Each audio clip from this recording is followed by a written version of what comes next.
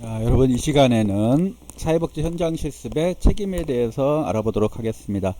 우리가 앞서서 실습의 목표 하게 되면 학교의 목표, 그 다음에 실습 지도 교수의 목표, 그리고 실습생의 목표가 있었죠. 마찬가지였습니다. 효과도 마찬가지, 실습 효과도 학교, 실습생, 실습 지도 교수의 목표가 있었어요.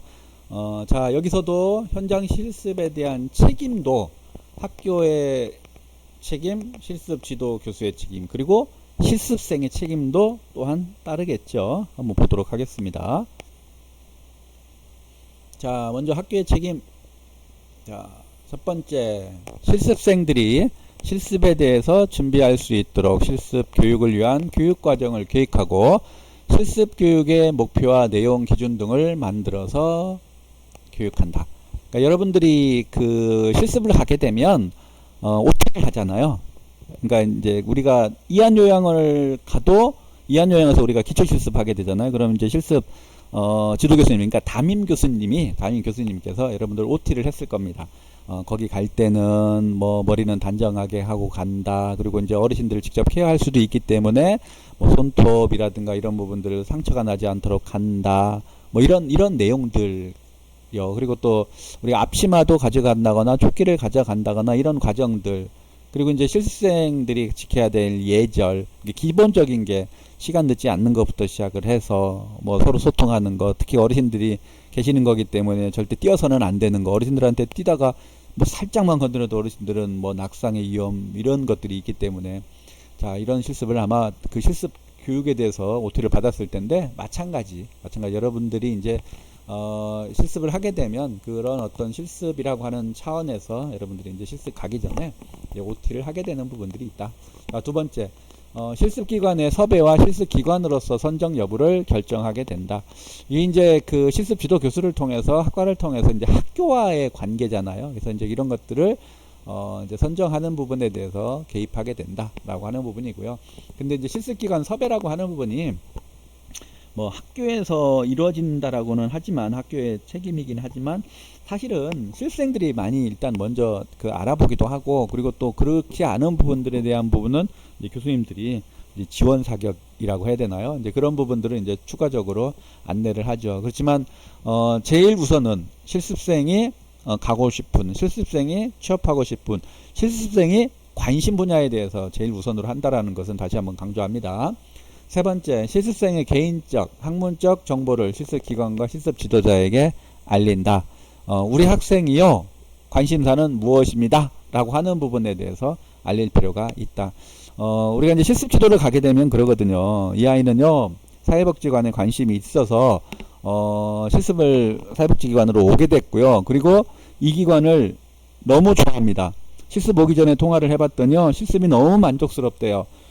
관장님, 나중에 기회가 되면 꼭 지원할 수 있는 기회를 주세요라고 얘기를 하고 오거든요. 그런 표현인 거고요. 네 번째, 실습 교육 과정과 수준에 대한 사항을 파악하기 위해서 최소 1회 이상 실습기관을 방문하여 기관에 대한 평가를 할 수 있어야 된다. 최소 1회 이상. 자, 우리 학교는 반드시 우리 학과는 반드시 가게끔 한다 그랬잖아요. 그래서 가야 됩니다. 반드시 가야 된다고 저는 생각합니다. 그래야 기관장도 때로는 이제 실습 지도자도 뭐라 해야 됩니까? 긴장 내지는 책임감을 더 가질 수 있기 때문에 반드시 가야 된다고 생각합니다. 그 다음에 다섯 번째, 실습 교육이 이론과 실천을 통합할 수 있도록 기관의 실습 지도자와 의견 교환 및 협의를 위해서 매 학기 1회 이상 간담회를 실시한다. 1학기에 매 1회 이상 간담회를 실시하는 게 사실은 쉽지만은 않아요. 기관의 입장에서도 그렇고요, 학교 입장에서도 그렇고요. 그리고 이제 요즘에는 이제 자꾸 이제 실습에 대한 부분이 강화되는데, 이제 강화되는 게 어떤 서류상의, 행정상의 강화가 조금 더 커져요. 보통 우리가 실습을 하는 기관들은요, 학교하고 대부분이 협약을 체결했어요. 근데 이제 실습에 대한 협약을 별도로 있어야 된다라고 하는 부분에서 이제 자꾸 이제 강조를 하는 부분들이 있는데요. 마찬가지로 실습이라고를 통해서 이론과 실천이라고 하는 부분이 연결될 수 있는 것들은 결국에는 현장에 대한 이해를 하는 수 있는 사람들이 교육을 하면 되는 거고, 그리고 그렇게 교육을 하고 나서 현장에서 이제 여러분들 이제 그 사회복지 선배들 통해서 슈퍼바이저를 통해서 이제 실천이라고 하는 측면과 이론이라고 하는 것을 연결고리를 만들어주는 역할들이 필요하다. 뭐 간담회를 하면 좋겠지만 그게 이제 쉽지만은 않다. 자, 학교의 책임에서 6번째, 실습교육의 목적을 달성하기 위해서 기관 행정가와 실습 지도자가 함께 협의하도록 하며, 기관 행정가라고 하는 부분은 왜 슈퍼바이저라고 안 했을까라는 생각이 드는데, 사실은 이제 슈퍼바이저라고 하는 부분이 한 사람만 있는 거잖아요. 슈퍼바이저라고 하는 부분은 슈퍼바이저가 한 사람 있는 상태에서 실습 교육을 하는 사람들이, 실습 지도를 하는 사람들이 별도로 세분화되어 있는 거잖아요. 그래서 그냥 행정가라고 표현을 한 것 같아요. 그래서 실습 교육이 일정한 기준에 따라서 정확하게 평가될 수 있도록 자문한다. 실습 교육이라고 하는 부분을 우리는 평가를 하게 되는 거죠. 여러분들 평가했습니까? 언제 합니까? 최종 평가? 실습 끝날 때? 가능하면 우리는 평가가 뭐가 있었죠? 초기 평가, 중간 평가, 결과 평가 있었죠. 자, 초기 평가는 우리가 첫날 우리는 4주간에 걸쳐서 이렇게 실습을 하려고 합니다. 그래서 실습 교육표를, 일정표를 여러분들한테 전달해 줘야 된다고 그랬죠. 그걸 가지고 여러분들이 의견을 제시할 수 있죠. 그 의견 제시하는 게 초기 평가예요. 자, 그렇게 하고 나면 2주가 끝날 때쯤, 3주가 시작할 때쯤에 중간 평가를 합니다. 중간 평가. 중간 평가는 하는 이유가 뭐예요? 중간 평가 하는 이유는 그동안에 우리가 2주 동안 계획의 일정에 의해서 이렇게 진행했는데 어떻게 생각하십니까? 만약에 만족하신다면 나머지 2주도 일정표에 따라서 진행해도 되겠습니까? 라고 하는 부분인 거예요. 근데 2주 동안 진행해 보니까 현실감 내지는 뭐 현장에 대해서 우리가 조금 더 많이 알고 싶다. 아니면 이론적인 측면, 사업의 지침이나 이런 내용들에 대해서 조금 더 알고 싶다. 그런 제안을 하게 되면 나머지 2주 차에는 그것을 보충하는 시간들을 가질 수 있는 거거든요. 그럼 중간평가 필요하다 안 하다? 하다. 초기평가도 필요하고 중간평가도 필요하고 마지막에 최종평가, 전체 사업에 대한 평가. 여러분들 중간평가를 하는 과정에서 꼭 해야 될 것 중에 하나가 중간평가는요, 실습 일정표와 관련된, 실습에 관련된 부분이에요. 그것이 제일 우선이어야 돼요. 근데 실습 일정표를 이렇게 했는데 향후에 나머지 2주도 이렇게 해도 되겠습니까? 라고 하는 부분에 대한 수정을 어떻게 해야 됩니까? 라고 하는 부분에 대한 조율인 거잖아요. 평가라고 하는 부분 자체가.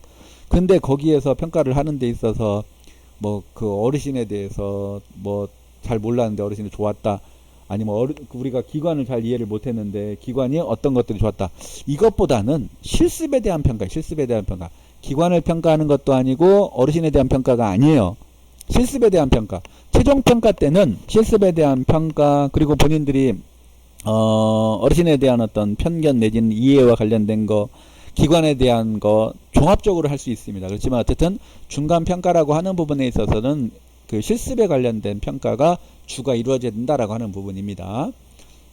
그런 얘기를 하고 있는 거고요. 그 다음에 7번째, 정기적으로 실습 세미나 및 실습 수행 과정에 관해서 실습생 스스로 평가하고 수정할 수 있도록 하며 다른 기관의 실습생들과의 협의 과정을 경험할 수 있도록 하여 실습 교육에서 얻은 경험이 더욱 증대될 수 있도록 지원한다. 그래서 실습생들끼리 서로 함께 있을 수 있도록 자리를 어떤 제공해 주는 거, 이거 매우 중요하고요. 그리고 실습생끼리 스스로가 그 과업에 대해서 평가해 보는 것 또한 중요하다고 보여지는 거예요. 8번째, 실습 지도자의 협의 아래 실습 수행에 대해서 평가한다. 이게 이제 그 우리가 중간 평가를 하고 최종 평가를 할 때는요, 기관장이 저는 꼭 들어갔었어요. 그래서 함께 평가를 했었어요. 근데 제가 중간 평가나 그 최종 평가에는 참석을 하지만 일일 평가 내지는 수행에 관련된 평가는요, 실습 지도자가 하게끔 해놨어요. 왜?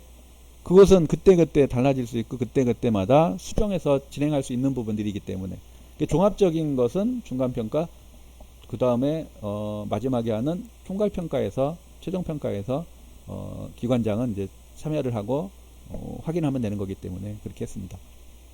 9번째, 실생과 기관이 실습 목표를 달성하는 데 활용할 수 있도록 실습 지침서를 발간한다. 그래서 보통 실습 지침서라고 하는 부분은 자체적으로 학과에서 이런 부분에 대해서는 이렇게 하세요라고 하는 부분을 A4 용지 한 2장 정도로 갖고 있는데 여러분들한테 아마 전달이 됐을 겁니다. 그러니까 보통 그렇게 이제 학과 차원이라기보다는 교수님들이 이렇게 함께 공유하는 것들이 있기 때문에 실습을 왜 해야 되는지, 실습에 있어서 어떤 뭔가 주의사항 내지는 준비사항은 어떤 것들인지, 실습 기간은 언제부터 언제까지인지, 이게 이제 우리가 그 이한요양원처럼 기초 실습할 때는 딱 정해져 있지만 사실은 이제 우리가 사회복지 현장 실습에 관련된 부분은 기관도 틀리고 기관도 틀리고 기간도 틀리고 그리고 이제 실습생의 어떤 참여 인원도 틀리기 때문에 일정하게 만들어 놓기는 어렵습니다만 그래도 지침서 기준이라고 하는 것들은 갖고 있다 이렇게 보시면 되겠고,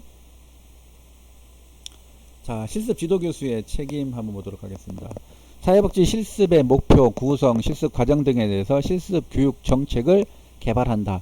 뭐 거대하게 무슨 정책을 개발한다 이런 거보다는 기본적으로 실습 목표라고 하는 부분들은 교수님들이 지도교수님들이 다 대부분 알고 있는 부분이다 이렇게 보시면 될 것 같고, 두 번째 효율적인 실습 교육이 가능한 한 실습 기관을 꾸준히 개발한다. 이건 실습 지도교수로서 매우 중요하다고 생각합니다. 그러니까 제가 지금 이제 2학년을 담당하는데 벌써 내년도에는 어떻게 실습지를 선정할 건가. 그래서 학생들한테 이제 상담하는 과정에서 어디로 취업하고 싶은지, 어디로 봉사를 가고 있는지, 이런 것들을 다 조사를 하고 있거든요. 조사하고 나면 결국에는 아이들이 그 분야로 실습을 주로 나가잖아요. 그러니까 그런 유사한 기관들, 예를 들면 뭐 지금 대전에 있는 경우야 이제 이렇게 언제든지 연계가 가능하겠지만, 그렇지 않고 뭐 청주다, 뭐 아니면 뭐 진천이다, 어디다 이렇게 하면 그 기관에 관련된 부분에 대한 자원을 미리 확보를 위한 노력을 하는 거예요. 예를 들면 뭐 어디 뭐 충주다 그러면 충주의 충주시 노인복지관장을 제가 잘 알거든요. 예를 들면 그러면 이제 그 관장을 통해 가지고 장애인 쪽에 한번 어디 잘 지내는 기관장, 그리고 실질적으로 실습을 잘 할 수 있는, 그리고 가능하다면 우리 학생을 취업할 수 있는 기관 좀 알아봐줘. 미리 얘기를 해놓습니다. 미리. 그거 이제 편안하게 일주일 뒤에 알아봐줘, 2주일 뒤에 알아봐줘. 이러면 급하잖아요. 미리 얘기를 합니다. 미리. 그리고 지난번에 내가 얘기했었던 거 이거 기억나지? 그러면서 그때 얘기했었던 기관 이제 보내려고 하는데 지금 이제 2주밖에 안 남았으니까 거기 좀 꼭 좀 섭외해줘. 이렇게 하면 이제 두 번째 얘기하는 거기 때문에 실행 가능성이 훨씬 더 커져요. 예를 들면 이제 그런 것들, 그러니까 실습 기관을 꾸준히 개발하는 것들은 매우 중요하다 이런 생각이 들고요. 세 번째, 기관 실습 지도자의 선정 기준과 승인에 관해서 기관 행정가와 논의를 한다. 사실은 기관 실습 지도자의 선정이라고 하는 부분은 기관장이 하는 거지, 그죠? 기관장이. 근데 이제 그 기관장이 하는데 그것을 우리가 논의를 할 수 있다? 그건 어렵습니다. 기관에서 선정해 주는 사람을 해야지. 네 번째, 실습 프로그램을 실행하는 데 있어서 실습의 질을 향상시키기 위해서 실습 지도자의 의견을 수렴하고 협의할 수 있도록 간담회 및 세미나를 활용을 한다. 실습 지도자의 의견이 뭐 기관에 반영이 될 수도 있겠습니다만, 뭐 간담회나 세미나를 하면 좋겠습니다만 쉽지는 않다라고 하는 부분을 다시 한번 말씀을 드리는 거고요. 그 다음에 다섯 번째, 실습 지도자들이 실습 교육 과정에 지속적인 평가 개발에 참여할 수 있는 기회를 제공하여 기관의 실무자들로 하여금 사회복지 교육과정의 경향과 변화에 대해서 신속하도록 한다. 이것은 어디서 하냐면 간담회나 지금 5번에 나와 있는 부분들은요 주로 사회복지 사협회에서 합니다.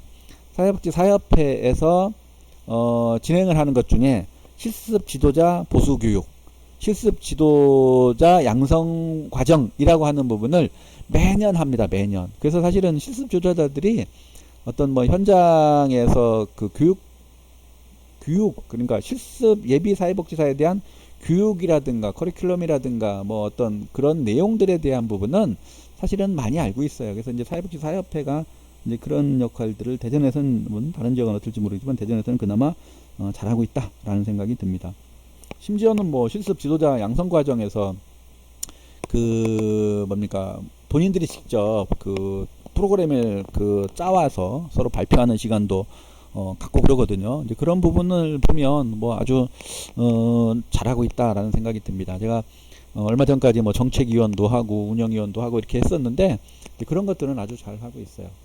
여섯 번째, 실생의 부서 배치와 관련하여 협의한다. 부서 배치도 지도교수가 관여하기는 어렵지만 필요에 따라서 예를 들면 실생하고 이야기를 나누다 보니까 이러이러한 부분이 어려워하는 것 같더라, 이런 갈등이 있더라, 그러면 조율을 할 수 있겠죠. 그렇지 않은 이상은 쉽지는 않습니다. 일곱 번째, 실생 스스로 실습 경험에 대해서 평가할 수 있도록 기회를 제공한다.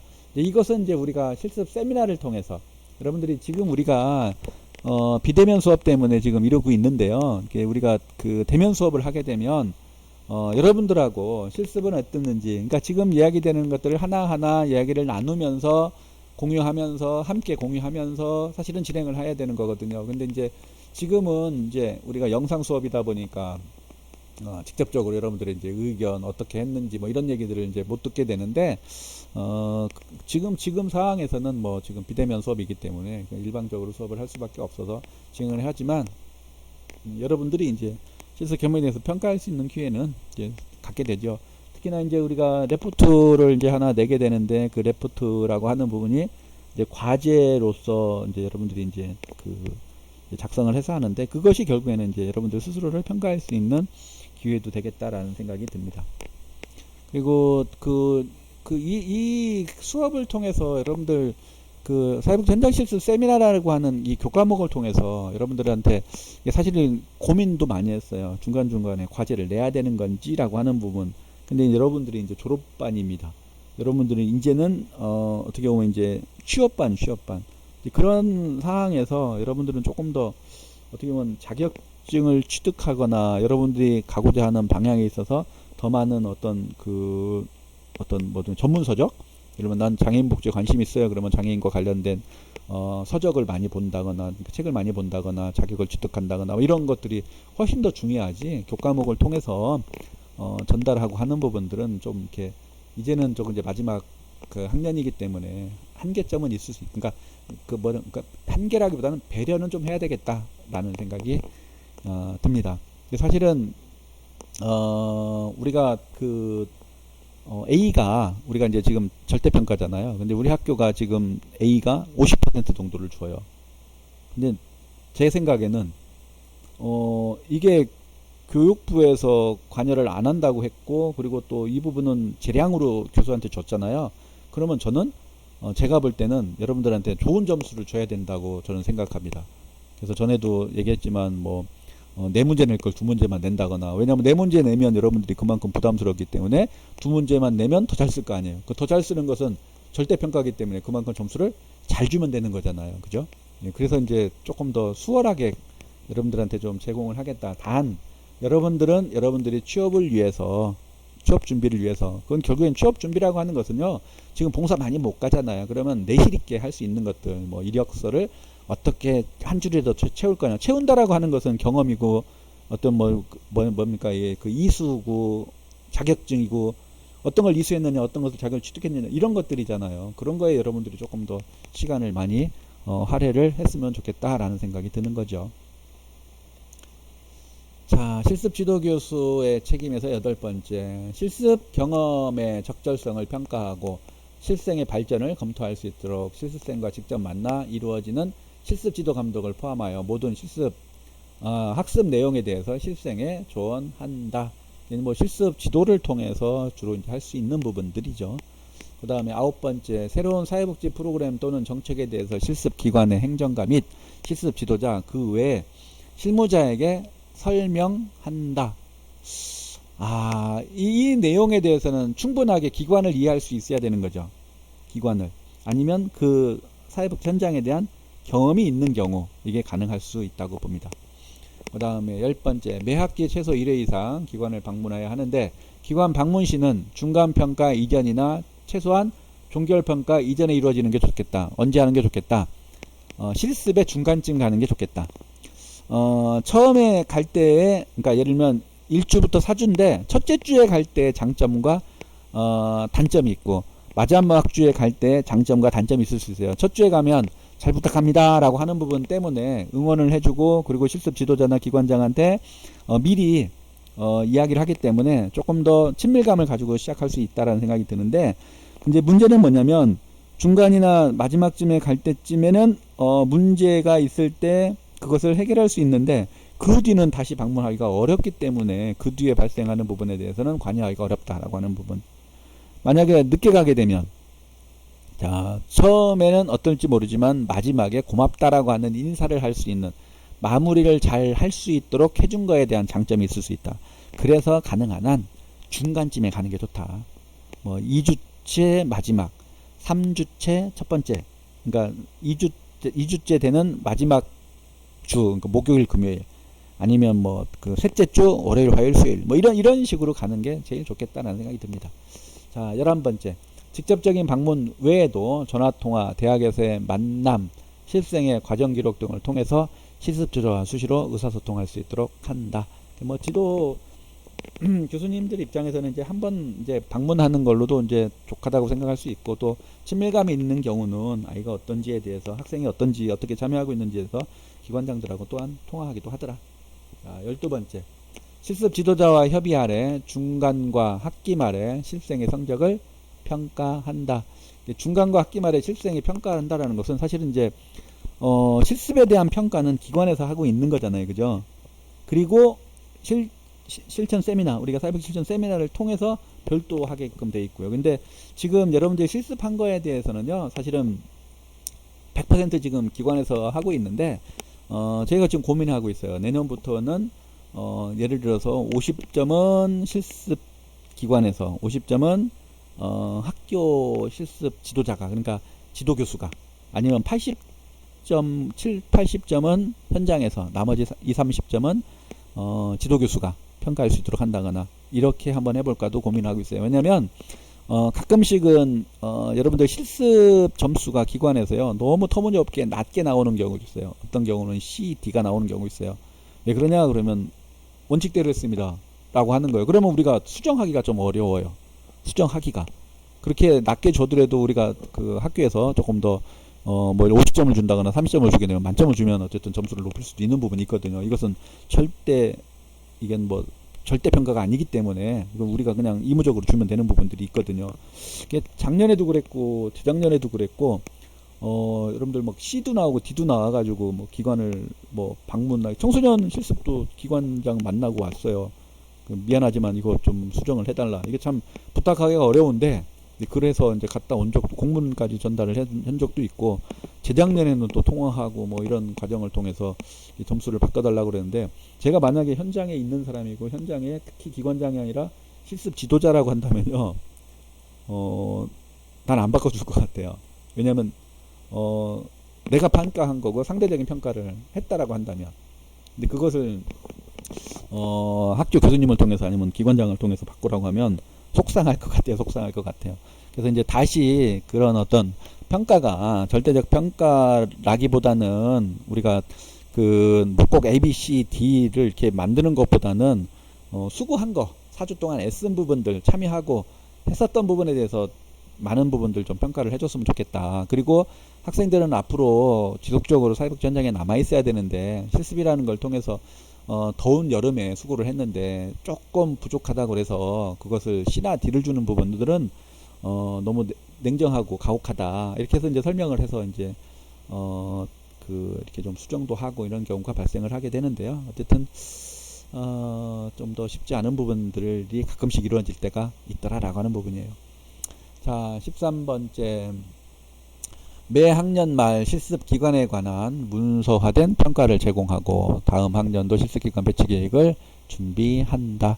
그러니까 문서화된 평가 제공이라고 하는 것은 뭐 매년 저희가 자료를 정리합니다. 그래서 기관에서 이제 취합을 해서 그거에 대해서 평가서를 제공을 해서 만들어 놓고 있습니다.